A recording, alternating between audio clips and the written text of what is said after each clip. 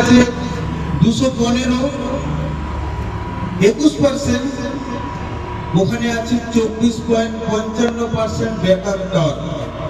সেই জায়গায় আপনাদের অনুরোধে যদি 585 ইকোটেক প্লাস 5.5 লিটারে চলতো, এই 250 থেকে 300 ডিজেল বেশি দেবে। এতে কি কি গিয়ার আছে?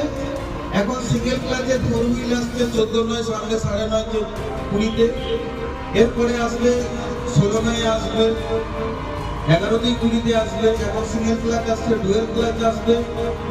এখন যেটা আসছে 6 পিটিও আছে। আচ্ছা, কার কাছে মহিন্দ্রা ইভো টেক প্লাস আছে? প্লিজ এবার হাত উঠাবেন। ইভো টেক প্লাস কার কাছে আছে?